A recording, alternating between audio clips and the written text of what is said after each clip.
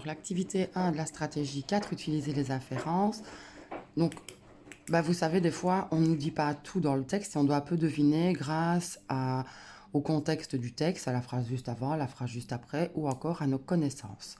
Alors, ici, lis ces petites histoires courtes et réponds aux questions en recherchant des indices dans la phrase. On me trouve sur Terre comme dans le ciel. À forte température, je fais des bulles, mais quand il fait très froid, je gèle et je me transforme en glace. Qui suis-je? Évidemment, vous avez tous trouvé, c'est l'eau. L'eau, quand maman fait des pâtes, l'eau bout dans la casserole. Et lorsqu'il a gelé, ça fait de la glace. Ok? Alors, les indices, justement, c'est ça. C'est la température, les bulles, il fait froid et ça gèle. Donc ça, c'est ce qu'il fallait écrire dans les indices.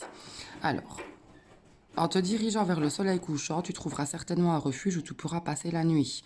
Vers quel point cardinal va-t-on? On l'a appris ensemble.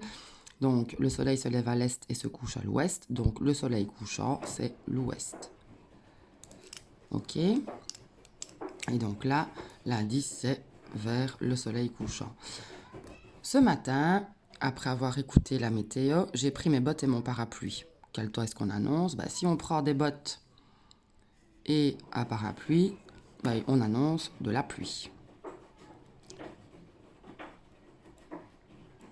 Vous allez me dire, on pourrait aussi annoncer de la neige, mais on aurait peut-être mis une information supplémentaire. Pour chasser les tuniques bleues, les Indiens se déplacent tellement vite qu'ils parcourent 45 à 50 km par jour. Il leur faudra 3 jours pour atteindre les montagnes où ils se cacheront. À quelle distance sont les montagnes? S'ils font 45 à 50 km par jour et qu'il leur faut 3 jours, je vais faire, donc ça ce sont les indices, je vais faire 50 ou 45 fois 3, donc ça se trouve plus ou moins à 150 km. Ok? Alors, le maître de l'Égypte ancienne était le pharaon. Il était responsable de la politique de son pays, mais aussi de l'armée et de la religion. Les Égyptiens le considéraient comme un dieu. Ils lui construisaient de magnifiques palais de gigantesques pyramides dans lesquelles les archéologues ont retrouvé le corps embaumé des pharaons les plus célèbres. Donc, les pyramides, elles servaient à quoi? Elles servaient de tombeaux. On pouvait dire aussi, si on connaissait le mot, de nécropole. Ok? Ce qui me permet de le dire, c'est que dans les pyramides, on a retrouvé des corps embaumés de pharaons célèbres. Alors,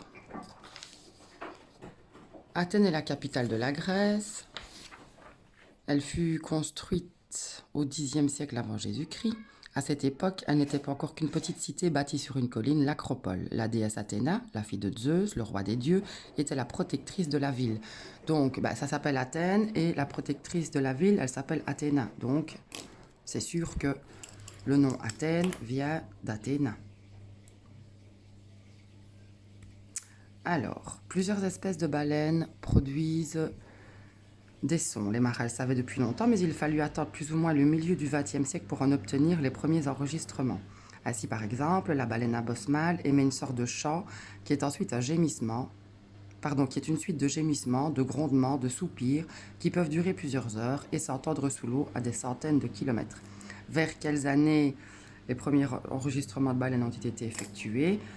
On dit plus ou moins le milieu du XXe siècle. Alors, vous savez bien, quand on compte en siècles, on fait -1 pour trouver l'année. Donc, le XXe siècle, c'est dans les années 1900. Plus ou moins au milieu, c'est plus ou moins 1950. Ok?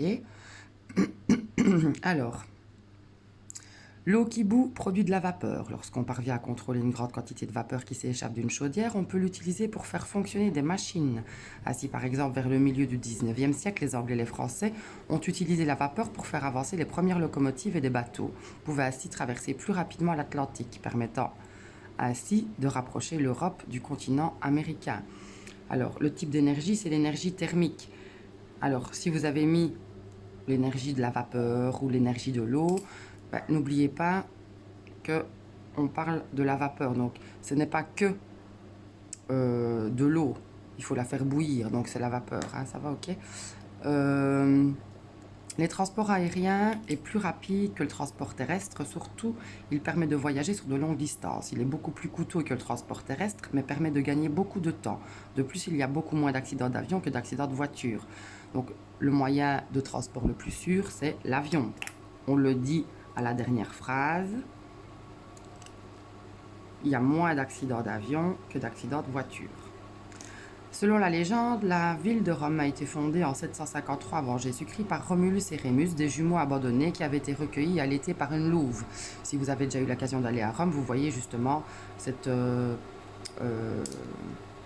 oh, cette statue, voilà, où on voit la louve et les deux enfants en train de téter la louve.